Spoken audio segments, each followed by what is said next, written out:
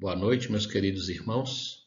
Que a paz do nosso Senhor Jesus Cristo esteja conosco e que neste momento possamos vibracionar, irradiar o nosso sentimento, a nossa vontade de servir a casa de Albino Teixeira, que com certeza estará recebendo as nossas vibrações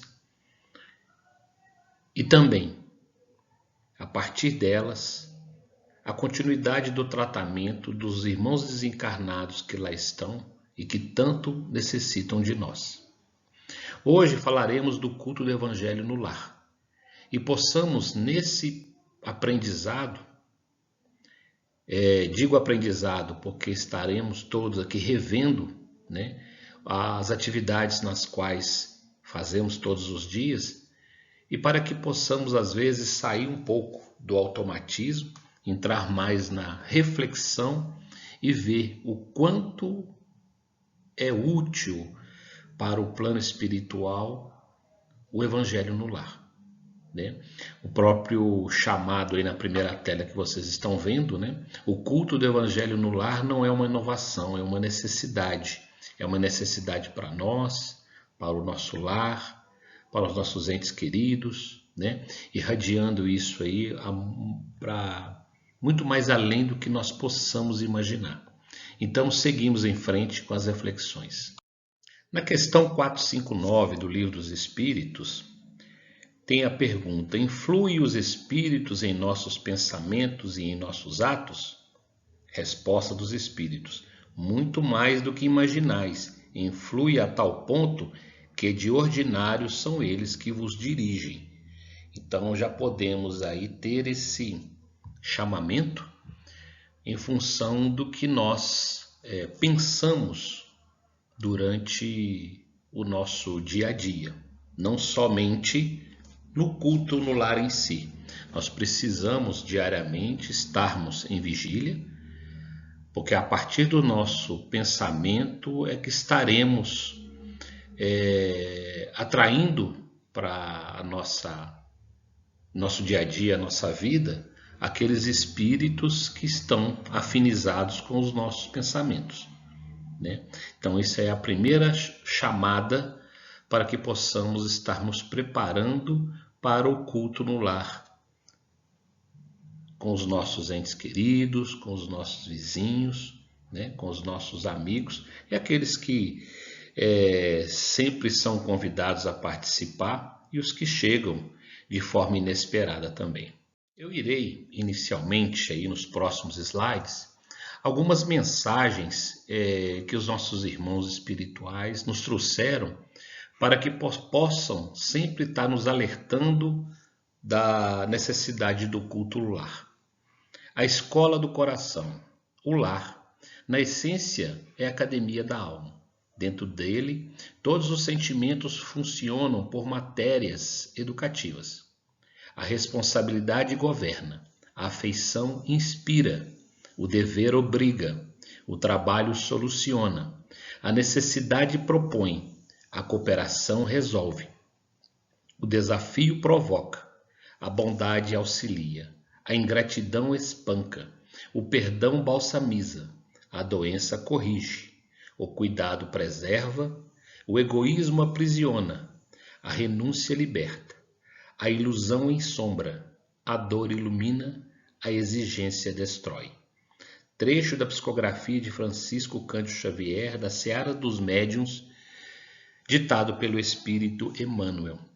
Eu acho que não cabe nem mais nenhum detalhe, porque a cada linha dessa já começa a nossa orientação de como devemos nos comportar no nosso dia a dia.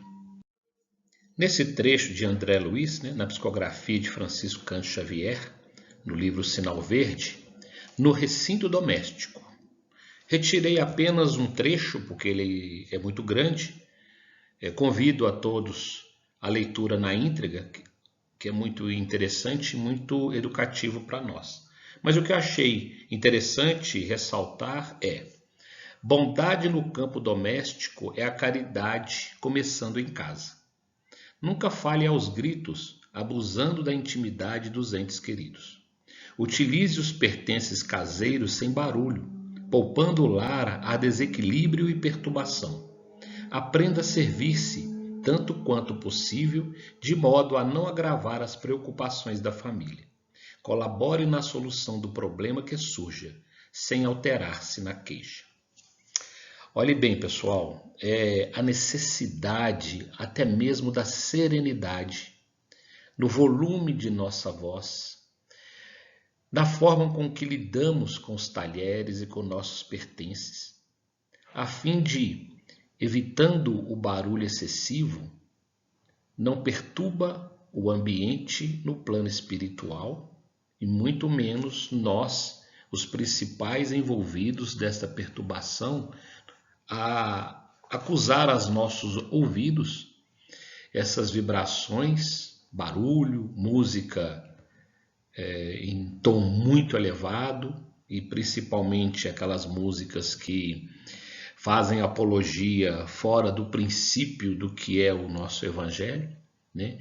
Faz com que todos nós entremos na vibração desse barulho, desta música e assim gerando a perturbação e a baixar o nível vibratório daquele ambiente neste momento de agitação.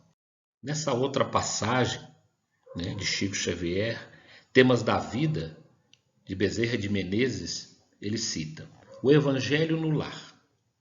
Trabalhemos pela implantação do Evangelho no lar, quando estiver ao alcance de nossas possibilidades. A seara depende da sementeira. Se a gleba sofre o descuido de quem lavra e prepara, se o arado jaz inerte, se o cultivador teme o serviço, a colheita será sempre desengano e necessidade, acentuando o desânimo e a inquietação.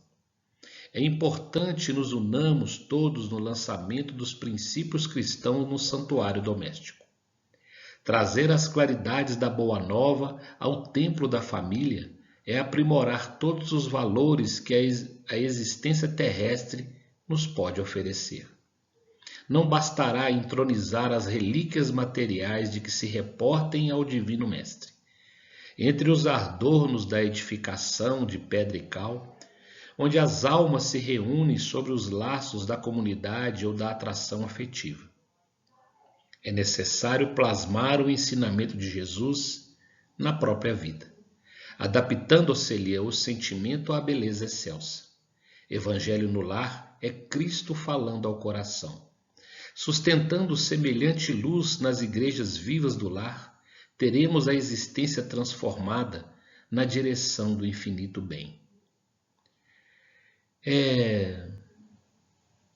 De calar até mesmo a nossa voz com tamanha profundidade, conteúdo nesse texto de Bezerra, aonde mais uma vez ele nos alerta da necessidade da sepsia espiritual do nosso lar, da necessidade da manutenção das vibrações nas quais recebemos na casa de Albino Teixeira, né? E que possamos levar este pequeno vidrinho com essa condensação tão bem plasmada, né, que está em nossos corações, para podermos abrir e exalar toda essa essência no nosso lar. É semear todos os dias. O evangelho do culto no lar é retirar as ervas daninhas que crescem em volta da árvore do bom fruto. É cultivar aquela bela árvore chamada família e cuidar de cada um de seus galhos para que eles não ressequem e venham se separar da árvore boa. Trago também um trecho da psicografia de Divaldo Franco, do livro SOS Família, ditada por Joana de Ângeles, Jesus Contigo.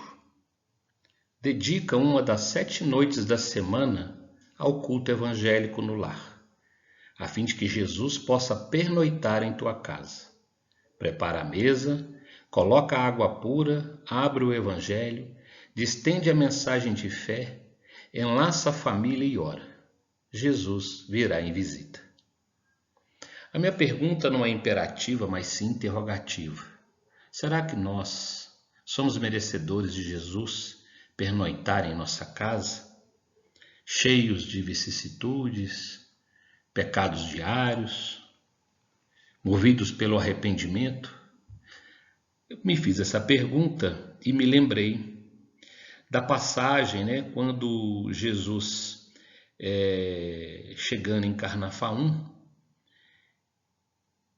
um centurião veio a ele e lhe fez essa súplica: Senhor, meu servo está em casa, de cama, paralítico, e sofre muito. Disse-lhe Jesus: Eu irei e o curarei. Respondeu o centurião: Senhor, eu não sou digno que entreis em minha morada, mas dizei só uma palavra e meu servo será curado.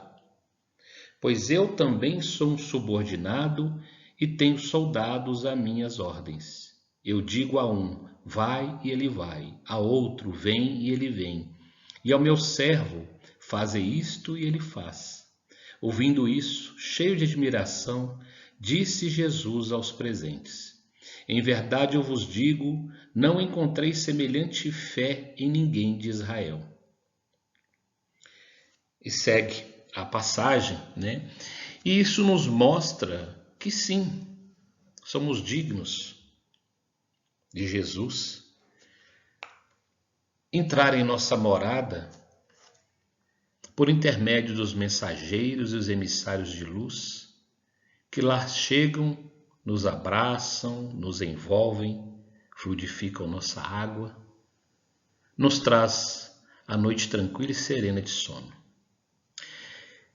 Continuando, quando uma família ora em casa, reunida nas blandícias do Evangelho, toda a rua recebe o benefício com a comunhão com o alto.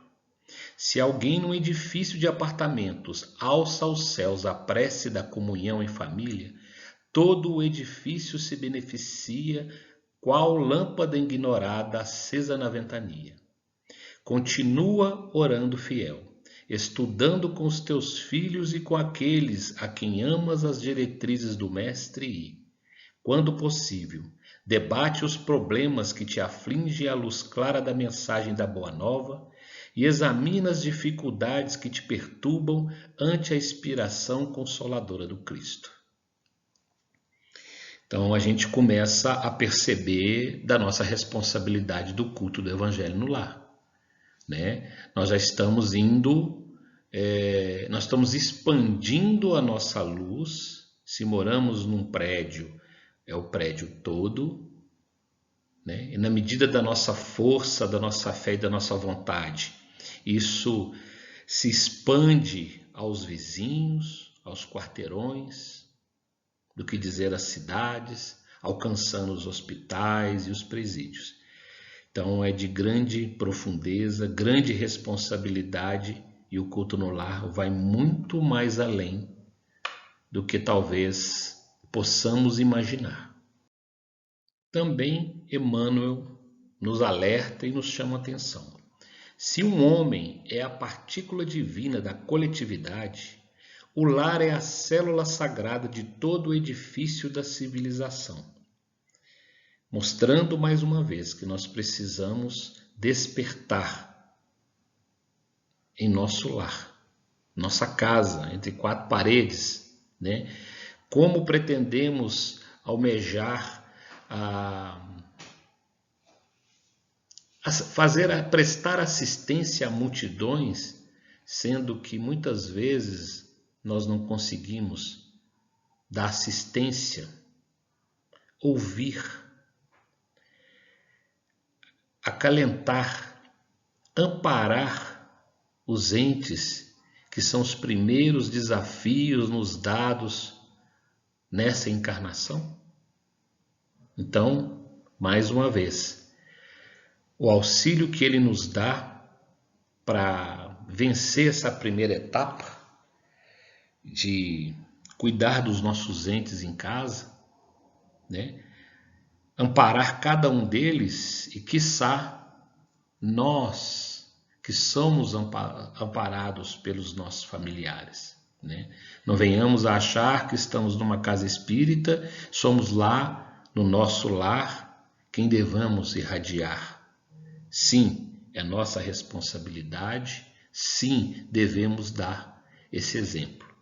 Mas muitas vezes, um filho, a esposa, um ente que convive conosco nessa casa, muitas vezes ele torna-se o porto seguro para que estejamos onde estamos hoje.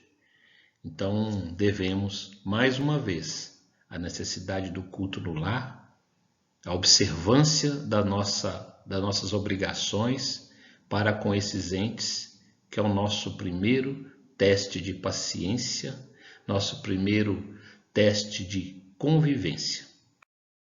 Pergunta 208 do Livro dos Espíritos de Allan Kardec. Os espíritos dos pais não exercem influência sobre os dos filhos após o nascimento destes? Eles responderam: exercem, e muito, pois já dissemos, os espíritos devem concorrer para o progresso recíproco. Pois bem, os espíritos dos pais têm a missão de desenvolver os dos filhos pela educação. Isso é para eles uma tarefa. Se nelas falharem, serão culpados. Acho que todos nós aqui, reunidos, temos as nossas responsabilidades para com os nossos filhos, para com aqueles que estão sob nossa tutela. Então, que sejamos, trabalhemos para este fim. Pode ser que alguém pergunte aqui e acolá, como um exemplo, não sendo uma situação. Pois bem, e se meu filho não cumpre com a parte dele, será que eu perderia a minha missão em função do débito de outrem? Eu digo que a cada um segundo as suas obras, Os pais exercendo com afinco, com dedicação a tarefa do filho, e se infelizmente ele, por uma série de fatores que não nos cabem citar e nem julgar, não as recebe, os pais cumprem com a sua condição e o débito cai sobre aquele que não recebe de forma saudável, de forma educada, o esforço dos pais para com o desenvolvimento destes. Outra mensagem de Emmanuel, ele nos diz: o culto do Evangelho no lar não é uma inovação, é uma necessidade em toda parte, onde o cristianismo lança as raízes de aperfeiçoamento e sublimação. Quando o ensinamento do Mestre vibra entre quatro paredes de um templo doméstico, os pequeninos sacrifícios tecem a felicidade comum. Olha, para vocês verem, Quando nós, diante das nossas dificuldades, nós rogamos a Deus, ao Mestre Jesus, para que seja aliviada as nossas dores, o nosso fardo fica mais leve. Porque, a grosso modo, sentimos que a espiritualidade vem junto a nós e nos ajuda a carregar esse fardo, que são responsabilidades mediante a provas e expiações, as leis de causa e efeito. Mas basta o arrependimento, basta a humildade de erguer os olhos aos céus, clamar ao Mestre Jesus e pedir que Ele nos auxilie. Momento mais oportuno, o culto no lar, aos familiares, aos entes queridos, aos vizinhos e todos aqueles nas quais precisamos nos reorganizar sobre as nossas dificuldades financeiras, emprego, escola.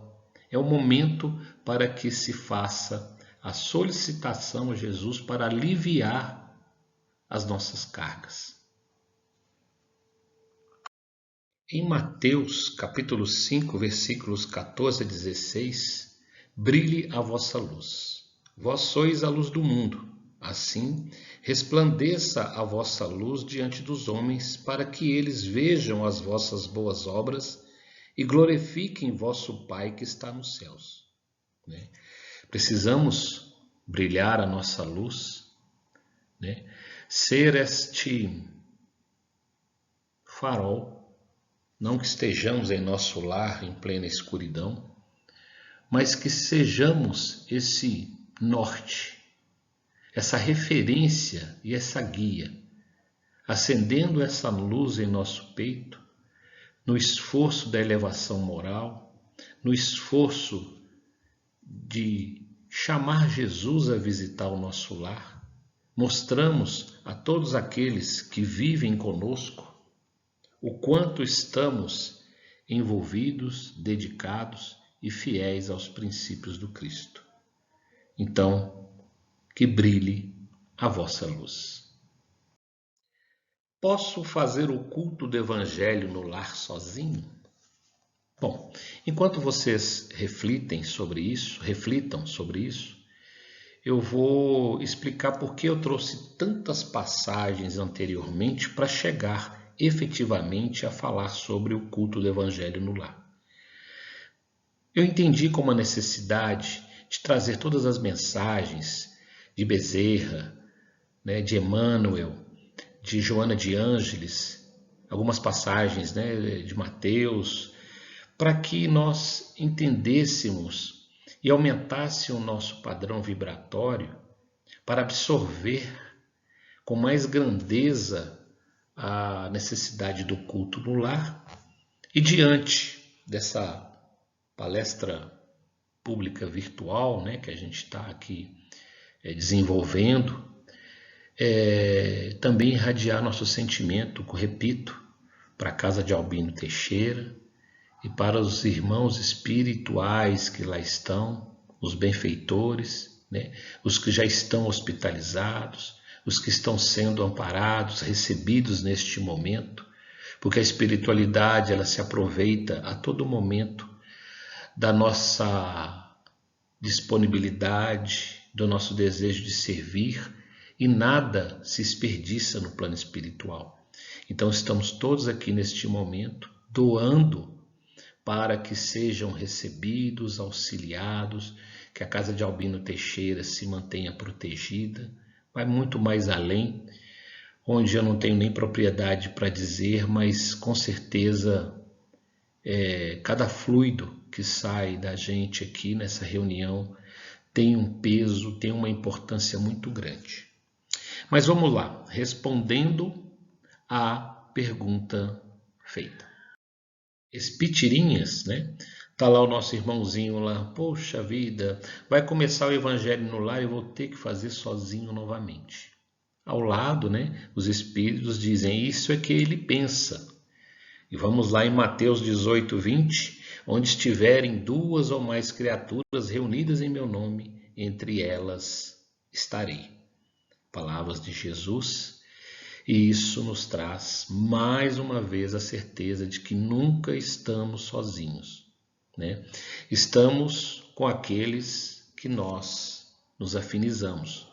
E no culto no lar, com certeza, são os benfeitores, são os nossos mentores, anjo da guarda e muitos outros irmãos que lá chegam para nos auxiliar na emanação das vibrações àqueles que precisam e por quem nós oramos. O indivíduo que ora se protege como uma poderosa armadura. O lar que cultiva a oração se torna uma fortaleza. Entidades negativas experimentam grandes choques quando entram em contato com as vibrações brilhantes de um santuário doméstico e assim mantêm distância, procurando outros lugares para ficar. Então, nessa foto aqui, estamos vendo, né, os benfeitores espirituais, o mentor da matriarca da família, que está fazendo o culto no lar, né? Logo atrás, talvez alguns familiares ou tarefeiros do bem. E vocês podem observar no canto direito estão 3 indivíduos sentados, né, com o olhar cabisbaixo, tristes. E estes irmãos, né, eles são trazidos às reuniões do culto do lar pelos benfeitores espirituais para serem auxiliados também. Podem eles ser parentes, né, já desencarnados, ou até mesmo um irmão que sequer conhece a família, mas ele precisa ali de receber, né, essa vibração, esse amor, essa vontade de servir, porque vocês estão sendo ali tratados, preparados para serem acolhidos no plano espiritual, né? Não devamos esquecer também que quando inicia-se o culto no lar, a nossa casa ela é protegida, né? Ela é irradiada de campos magnéticos a fim de não permitir a entrada de entidades que ainda não têm condições de poder participar. Elas poderiam adentrar e atrapalhar a vibração e não fazer com que a reunião aconteça de forma salutar. Mas lembremos que esses irmãos não são esquecidos. Esses irmãos, assim como Jesus disse, meu Pai não perderá nenhuma de suas ovelhas, mas momentaneamente eles são afastados.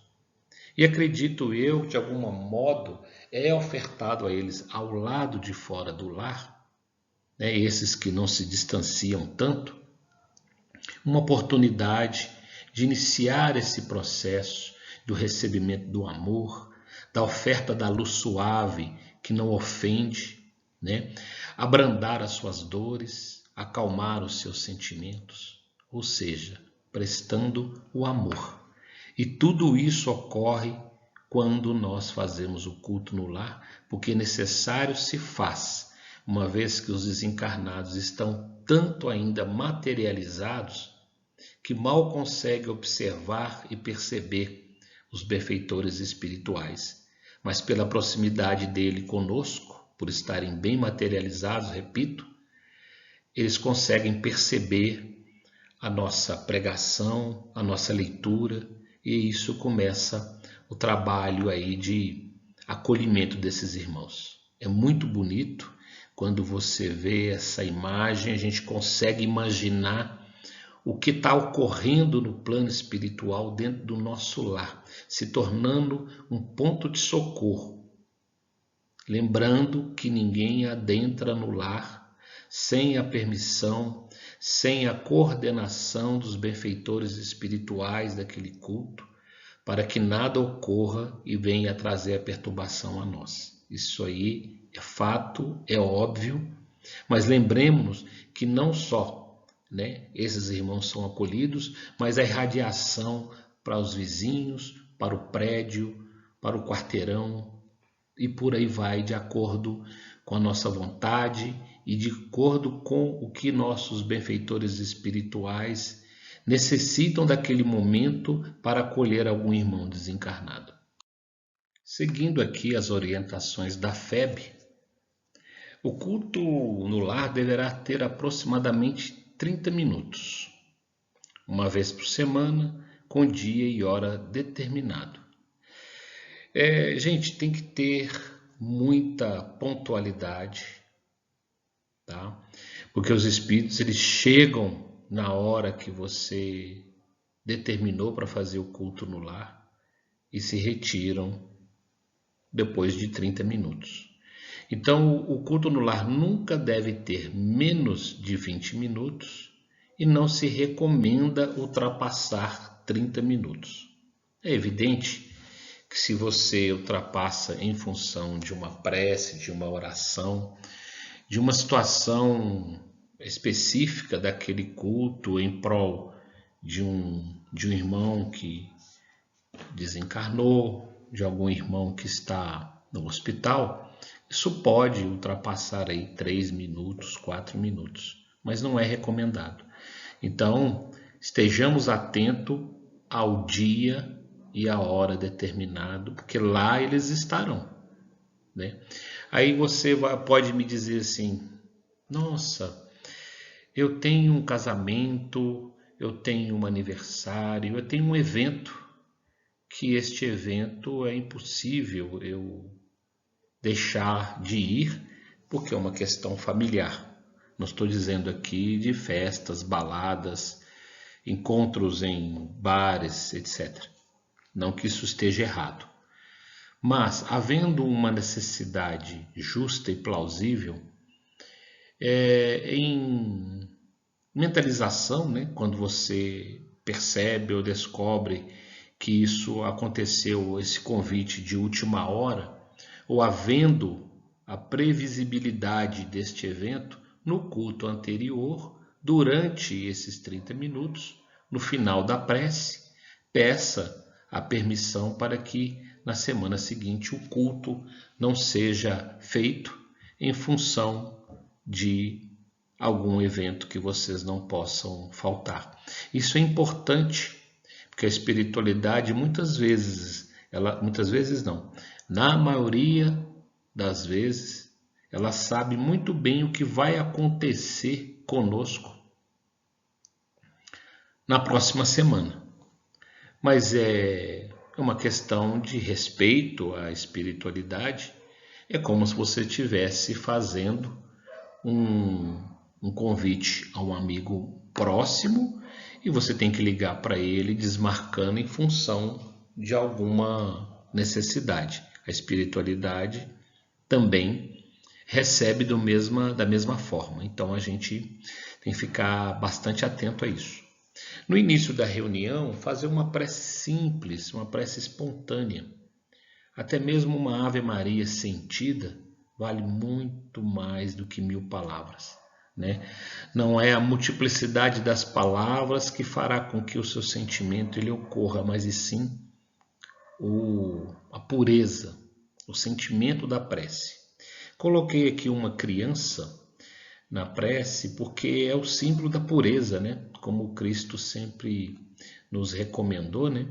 Que é deixar e vir a mim as criancinhas, porque delas são o reino dos céus, mas daquelas que se assemelham a elas, né? Porque sabemos também que a criança tem um espírito lá milenar, né? Várias encarnações, mas naquele momento o corpo carnal daquela criança está com tanta pureza que a partir daí é que a prece se torna de um imenso valor.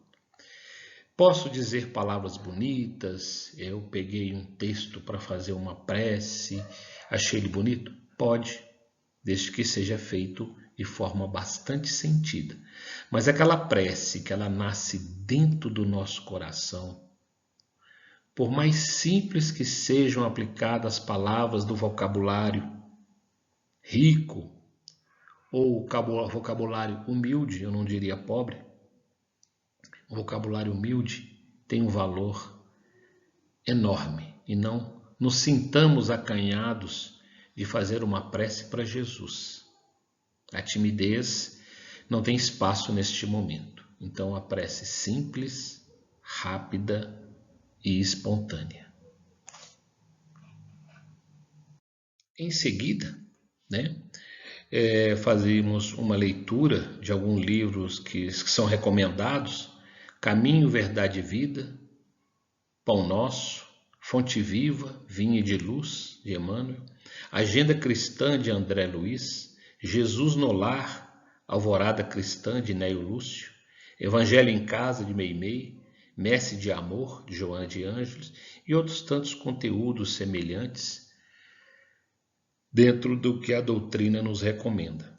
Basta você ter um ou dois, fazer essas leituras rápidas, e em seguida você pode seguir capítulo a capítulo do Evangelho segundo o Espiritismo, assim como a literatura recomendada, ou sempre abrir aleatoriamente.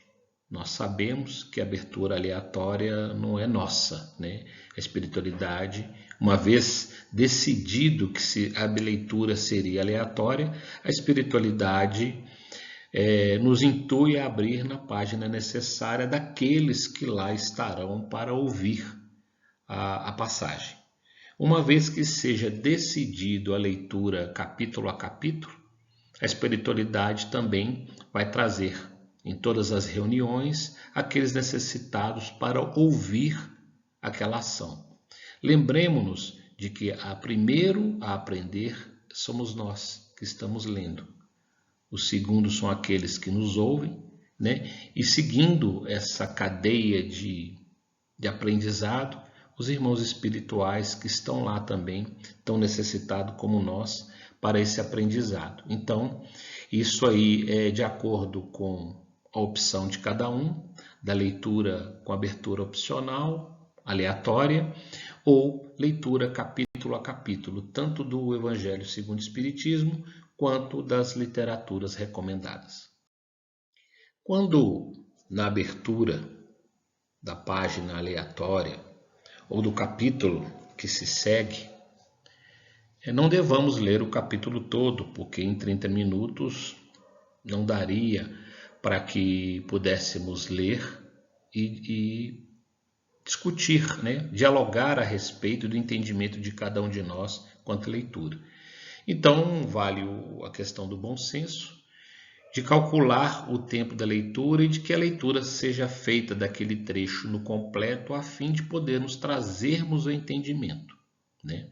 Ao término dessa leitura, quem a faz os comentários de entendimento, lembrando que é muito comum e cada um de nós aí podemos expressar um sorriso na face depois do que eu vou dizer, é que quando termina-se de ler uma determinada passagem, né, a pessoa lê ao lado, olha para o lado e disse assim: "Tá vendo, fulano? Você fez isso ontem.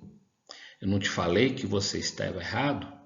E o seguinte diz: "E você, ciclano, que também cometeu?" Então, o Evangelho não é, o culto no lar, não é o momento de apontar as falhas, porque com certeza, em cada abertura, vamos nos vestir desse Evangelho e nos hidratarmos de todas as verdades que nos serão ditas, mas que não tenhamos vergonha e nem sejamos acusadores daqueles que faltas se combinam com a leitura do Evangelho. Mais uma vez, Jesus nos alerta: não julgueis para serdes julgados. Então, o momento é de reflexão, é trazer a explicação, trazer o entendimento, trazer o alerta aos nossos entes queridos com doçura, com harmonia, com amparo, não na condição de acusar, mas na condição de amparar. De forma muito tranquila, todos nós encontraremos, porque estamos sendo amparados pela espiritualidade e ela haverá de nos colocar à mente as palavras corretas para que possamos chamar a atenção do irmão de uma forma subliminar, de uma forma doce, a fim de que não se ofenda, e sim o traga para junto de nós, e ele por si só, no segredo e no silêncio do seu quarto, ele possa fazer as reflexões e começar a trabalhar para que no dia seguinte ele comece a se transformar num novo homem, numa nova mulher, num novo filho, e assim que segue.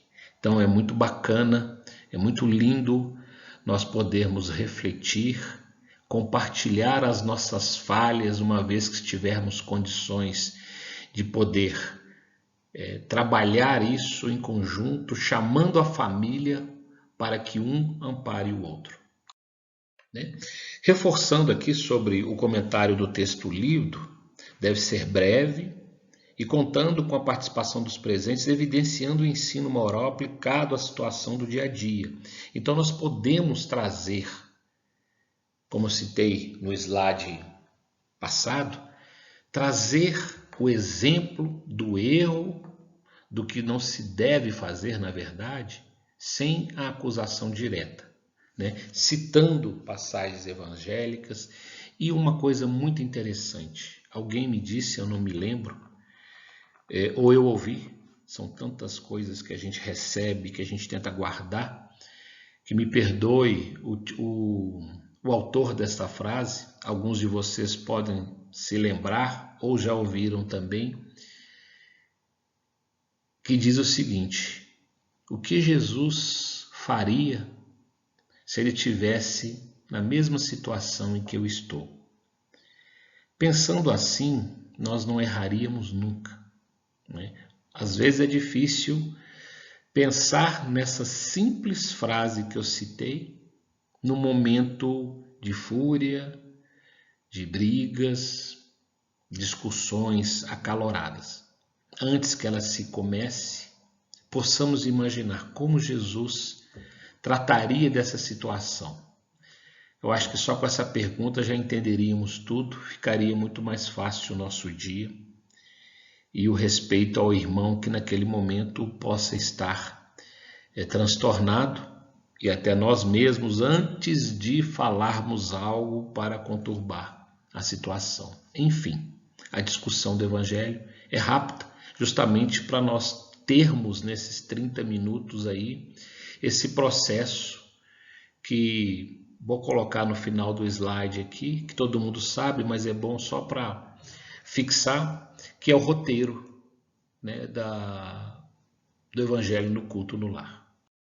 Ao término dos comentários, né, feito da passagem do Evangelho, nós iniciaremos as vibrações. E é nesse momento também, né, uma vez já colocada a jarra de água, ou os copos de água para cada um dos participantes, é que nós também vamos ter maior concentração das vibrações, né, com sentimento, e pela força do nosso pensamento, eu vou explicar mais à frente como é feito a fluidificação da água.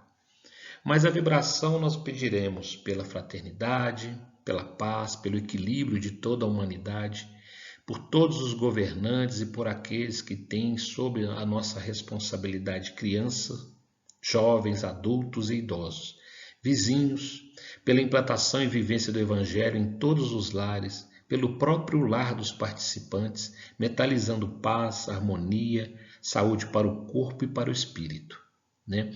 Então nós temos que pedir para os nossos políticos uma vibração positiva, uma vez que eles vivem a todo momento sendo apedrejados, né? Sendo queimados, sendo crucificados mentalmente pelos seus atos. Então nós precisamos de emanar paz, emanar luz, para que eles tenham entendimento da responsabilidade pela qual foi dado a eles a oportunidade de servir o próximo, né? Então temos que pedir para os professores, para os médicos, né? Para os cuidadores de idosos, pelos nossos vizinhos. Muitas vezes são eles que cultivam a nossa paciência, né? Um amigo me diz o seguinte, né, que ele rogou aos céus que Deus desse a ele a paciência. Aí Deus bondosamente ele enviou 2 vizinhos problemáticos. Ou seja, a paciência ele vai ter que ter de acordo com seu esforço. Deus deu a ele a condição de trabalho da paciência. Então sabemos como pedir a Deus para que saibamos da forma que Ele nos manda para ter o nosso entendimento, né? E pedir que todos, pelas preces, sejam motivados, que possamos levar por nossas vibrações, por nossas sugestões, a visita aos lares pelos benfeitores espirituais. Outra coisa importante que eu deixei de falar no slide, mas ainda em tempo para colocar.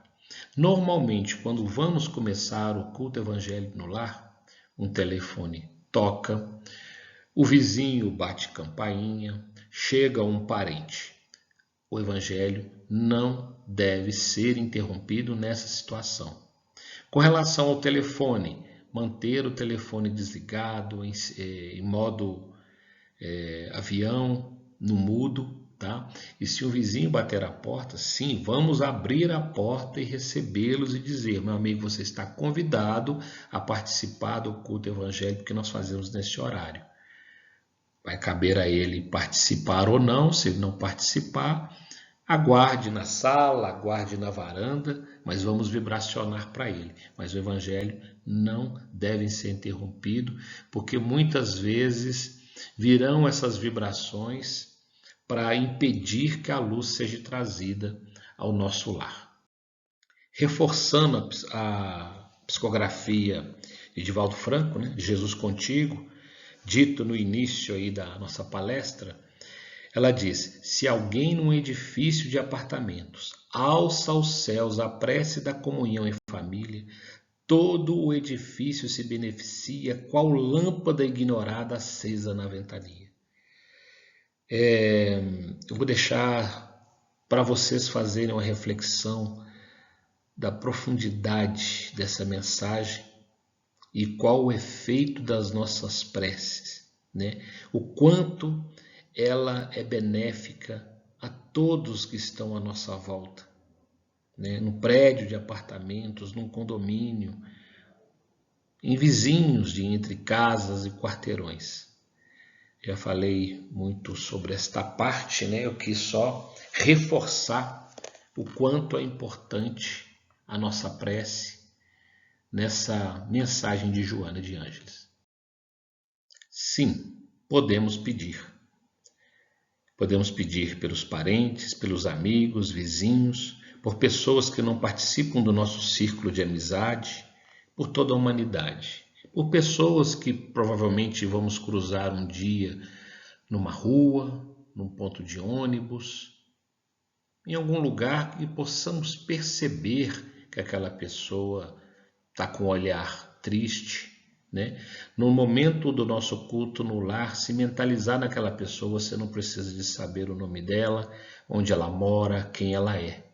A sua vibração chega a ela por meio de fios tênues de luz, porque uma vez que você viu a pessoa, você mentalizou naquele local, a espiritualidade localiza essa pessoa e faz a emanação de fluidos por ela e ela vai ficar bem, tenho certeza disso.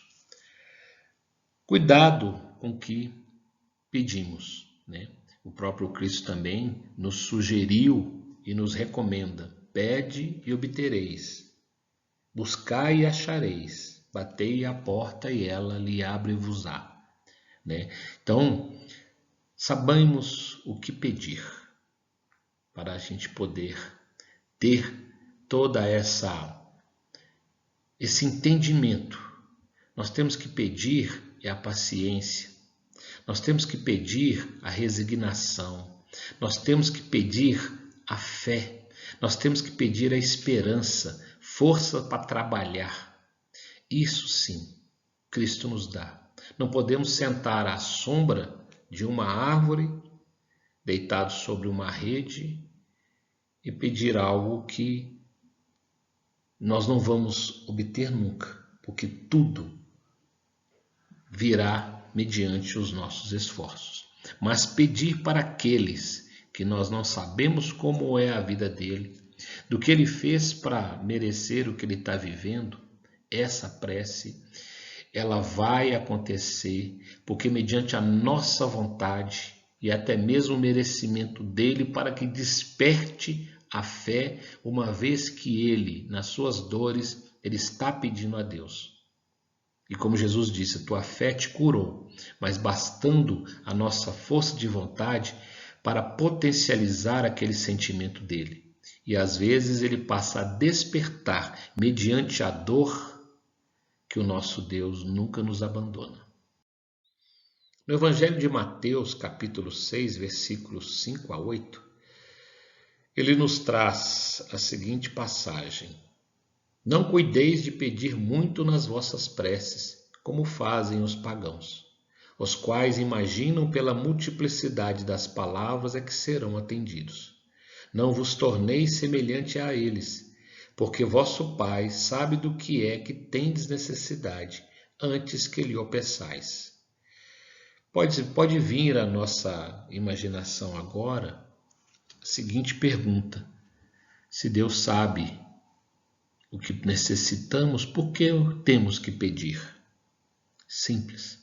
Primeiro, exercitar a nossa humildade, de saber que existe um Deus maior, que somente a partir da vontade dele que nos é dado o que desejamos, uma vez sendo nós merecedores. E repito, o que nós estamos pedindo a Deus? Então isso é um exercício para saber de como deve se pedir. Em Marcos capítulo 11, versículos 25 e 26, ele também nos traz: quando vos aprestardes para orar, se tiverdes qualquer coisa contra alguém, perdoai-lhe, a fim de que vosso Pai, que está nos céus, também vos perdoe os vossos pecados. Se não perdoardes, vosso Pai, que está nos céus, também não vos perdoará os pecados. Então, primeiro, nós temos que pedir. Mas será que para pedir nós temos que perdoar? Sim. Elevando o nosso moral, tirando o rancor dos nossos corações e também para poder ser perdoado pelo Pai. Ele já falou aqui conosco nessa passagem de Marcos e não nos traz dúvida quanto à necessidade de cultivarmos o perdão. Perdoar não é fácil, é um exercício que deve ser iniciado todos os dias para que possamos nos tornar mais seres humanos, possamos amar uns aos outros, fazer a eles o que gostaríamos que eles nos fizessem. Então vamos perdoar, vamos tirar aí todo esse rancor, Deus nos obriga a viver com os nossos inimigos, mas sim sugere que nós o perdoemos e assim sigamos a nossa trajetória de evolução, exercitando o perdão. Para ter maior entendimento, a minha sugestão para entender o que Kardec nos traz no capítulo 27 do Evangelho segundo o Espiritismo, leiam, pede e obtereis. É muito rico, é muito intenso e eu amo essa passagem porque a cada leitura é um aprendizado, é um entendimento e principalmente para nós termos resignação da condição de cada um que nós temos. E lembremos que também pedir aos nossos irmãos tem um peso muito além do que possamos imaginar e muitas vezes conseguiremos o que pedimos se ofertarmos esse pedido primeiro ao nosso irmão, seja a condição que ele esteja quanto ao relacionamento conosco. Daí o exercício do perdão. Pede para aquele que te ofendeu que receba as graças do Cristo, o ensinamento para que a consciência possa lhe ser chamada, a fim de que possa haver o reajustamento. Peça pela saúde, peça pela prosperidade, peça pela paz desses irmãos. Aí sim obteremos para nós o que desejamos ao nosso próximo. Durante todo o período do culto no lar, a água está sendo fluidificada, mas a intensidade dela acontece durante as vibrações ditas anteriormente. Então, a água fluidificada é a água normal, acrescida de fluidos curadores. Em termos de espiritismo, entende-se por água fluidificada aquela que os fluidos medicamentosos são adicionados à água. É a água magnetizada por fluidos. Vou explicar também mais à frente, mas eu acho que é tranquilo ao nosso entendimento, a forma com que essa água vem, ela é fluidificada, ela é tratada. A sugestão que eu dou quando nós estamos fazendo fluidificação da água, né, nos nossos familiares, nossos entes, muitas vezes alguns que não puderam vir, o vizinho, um parente de outra residência, pode sim reservar o copo para aquela pessoa, não tem necessidade, evidentemente, de colocar o nome, mas reservar o copo, a garrafa, bem tampado, para não cair nenhum cisco, e desejar aquela água para a cura dos males daqueles por quem nós estamos orando. Então, podemos colocar um copo para cada um dos participantes, uma vez que possamos entender da necessidade de cada um aquela fluidificação, ou até mesmo a jarra, quando estivermos com a graça do nosso Senhor Jesus Cristo, repleto de saúde, repleto de vibração e de luz, aí fazemos uma fluidificação comunitária. Tá? Mas nas recomendações, cada um de nós temos as nossas dificuldades, né? As nossas fraquezas, a nossa dificuldade de pedir perdão. Então, quando colocarmos a água para cada um de nós, né? No nosso silêncio do nosso pensamento, onde Jesus nos ouve e sabe o que ocorre em nosso pensamento, uma vez sendo sincero o desejo, ele trará aqueles fluidos que virão da natureza, sendo recolhido da vegetação, da própria água, que também está, né, na natureza, e todos os elementos que serão combinados ali de acordo com a necessidade de cada um de nós. Houve-se relatos de mudança sutil do gosto da água, um sentimento de água mais leve, um sentimento de água adocicada, um sentimento de água com gosto de água de filtro de barro, por exemplo. Já ouvi alguns relatos assim que são altamente compreendidos. Se uma outra pessoa beber, ela não vai sentir gosto algum, mas quem a bebe, para quem foi feita, ela tem um gosto específico. Durante o Evangelho no Lar também, alguns médiuns, pois todos nós somos, podemos sentir cheiros de rosa, cheiro de perfume, né? Porque a espiritualidade traz esses elementos e perfuma a nossa casa, fluidifica, ozoniza o nosso ambiente, né? Tirando dele vermes espirituais. Não se preocupem, é como se tivesse um ozonizador que nós temos aí para tirar as partículas que possam atrapalhar nossa respiração, né? Os ácaros. Nós também tem no plano espiritual esses equipamentos que higienizam a nossa casa. Então, é sim possível, de acordo com a capacidade mediúnica dos participantes, em algum momento, não sempre, sentir aí um perfume, ou até mesmo, como eu citei, mudança do paladar no gosto da água. Explicando mais detalhadamente, né? Aí colocamos a pergunta: quem faz a fluidificação da água?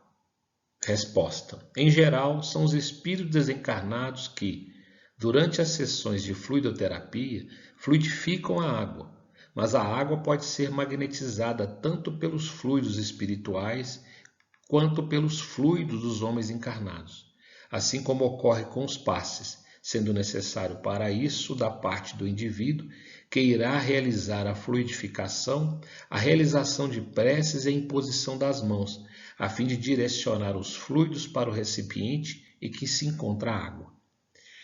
Gente, todos nós somos capazes de fluidificar a água de forma somente por magnetização, né, pelos nossos fluidos dos homens encarnados, ou combinados com dos espíritos. Para tanto, precisamos de ter uma elevação moral para que tenhamos e para que possamos ser dignos de fluidificar uma água a fim de poder trazer a cura a um irmão na qual oramos por ele. Tá? Então, o que acontece? A imposição das mãos ela se faz mais necessário por uma questão de necessidade de direcionamento do nosso sentido. Muito longe ainda, talvez, de conseguirmos tamanha façanha, uma vez não necessário impor as mãos, mas sim impor o sentimento àquela água, àquela jarra, e direcionar pela força do pensamento. Mas ainda longe da gente conseguir, então se faz necessário o direcionamento das mãos para que possamos irradiar pelo sentimento e o direcionamento das nossas mãos mediante ao pensamento que já estava atuando antes mesmo da imposição das mãos. Então aí existe uma grande radiação de todos os participantes, cada um doando de acordo com a sua capacidade mediúnica e fazendo aí uma transmutação, não sei se é a palavra correta, ou até mesmo uma transubstanciação, onde são pegos elementos de cada um e são agregados uns aos outros sem modificar a sua essência, mas sim gerando a energia suficiente para transformar aquela água em medicamento. No exemplo, se vê o clarão de luz descendo sobre a jarra, uma vez que os irmãos espirituais, os benfeitores, estão junto de nós fazendo essa combinação de fluido.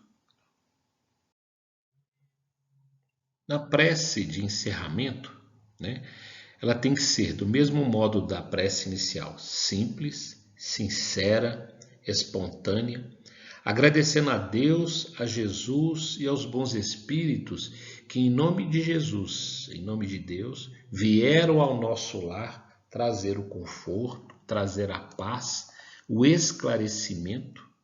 Agradecer a Deus pela oportunidade de podermos servir ao plano espiritual, doando um pouco de nós a quem menos tem ainda. Isso ocorre tanto no plano carnal, dá um pouco do que tens a quem tem menos ainda, e no plano espiritual daqueles irmãos que chegam lá desalentados, cabisbaixos. Então eles saem também, recebem essa fluidificação, recebem esses passes espirituais emanados do nosso sentimento, e todos saem enriquecidos, repletos de felicidade, de paz e de amor. Todos nós sabemos que quando terminamos um culto no lar, uma vez feito com toda essa vontade, essa dedicação, não o compromisso semanal, mas sim com o prazer de estarmos ali, servindo alguém, aos nossos entes queridos e a todos que pudermos alcançar com o nosso pensamento. Isso é que efetivamente nos traz a riqueza, a beleza do Evangelho, segundo o Espiritismo, dado por Allan Kardec, e a sugestão que o Cristo sempre nos fez quando implantou o primeiro culto no lar na casa de Simão Pedro.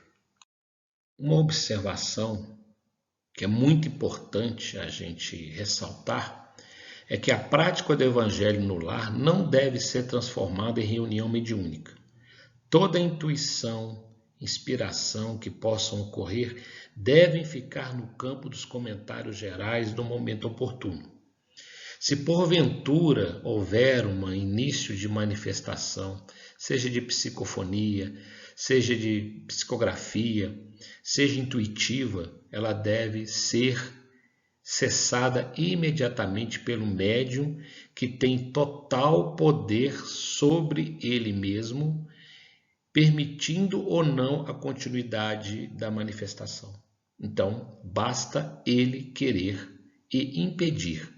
Trata-se de um culto evangélico no lar e não se deve permitir manifestação, seja ela qual for. Quando isto ocorrer, quem estiver sobre a direção do culto no lar deve, em nome de Jesus, fazer uma prece, chamar a pessoa que está iniciando a passividade à atenção, pedir para abrir os olhos, a voltar a atenção, sempre chamando pelo nome. O local da manifestação mediúnica cabe exclusivamente nas casas espíritas, onde existe toda uma preparação para que possa haver a manifestação com segurança para o médium e para o desencarnado que porventura esteja ali naquele momento trazendo a manifestação. Finalizando, convido a todos à reflexão da leitura do livro Jesus no Lar, ditado pelo espírito Neio Lúcio, psicografado por Chico Xavier. Capítulo 1, Culto Cristão no Lar. Povoara-se o firmamento de estrelas dentro da noite prateada de luar, quando o Senhor, instalado provisoriamente à casa de Simão Pedro, tomou os sagrados escritos e, como se quisesse imprimir novo rumo à conversação que se fizera improdutiva e menos edificante, falou com bondade. Simão, que faz o pescador quando se dirige para o mercado com os frutos de cada dia? O apóstolo pensou alguns momentos e respondeu hesitante.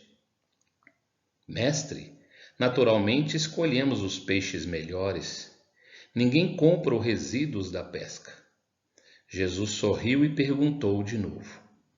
E o oleiro, que faz para atender à tarefa que se propõe? Certamente, Senhor, retarguiu o pescador intrigado. Modela o barro, imprimindo-lhe a forma que deseja. O amigo celeste, de olhar compassivo e fulgurante, insistiu. E como procede o carpinteiro para alcançar o trabalho que pretende?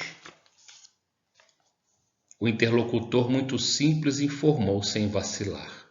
Lavrará a madeira, usará o enxó e o serrote, o martelo e o formão. De outro modo, não aperfeiçoará a peça bruta. Calou-se Jesus por alguns instantes e aduziu. Assim também é o lar diante do mundo. O berço doméstico é a primeira escola e o primeiro templo da alma. A casa do homem é legítima exportadora de caracteres para a vida comum.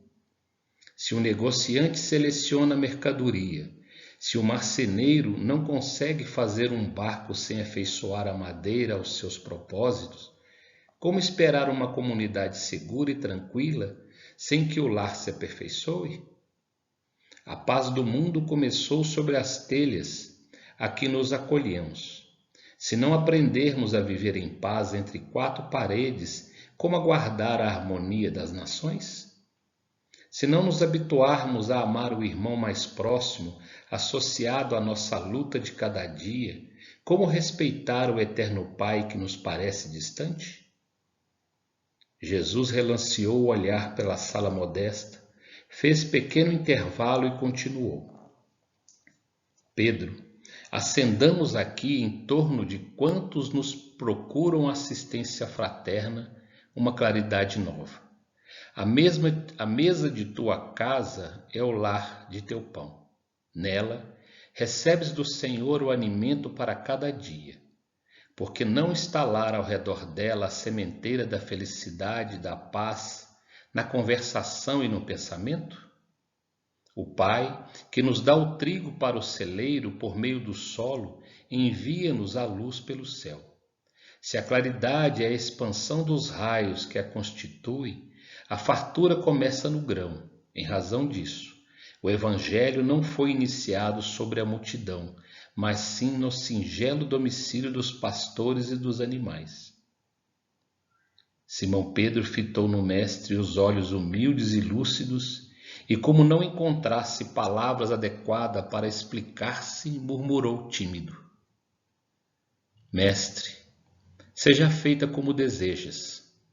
Então Jesus, convidando os familiares dos apóstolos à palestra edificante e à meditação elevada, desenrolou os escritos de sabedoria e abriu na terra o primeiro culto cristão no lar. Finalizo essa apresentação a vocês com essa linda leitura, recomendando novamente que possamos ler para poder assimilar a riqueza dessas palavras e, mais uma vez, da importância e da necessidade no culto no lar. Que a paz do Cristo esteja conosco. Muito obrigado. Que Deus nos proteja e nos abençoe nesses dias difíceis que estamos vivendo aqui no Orbe.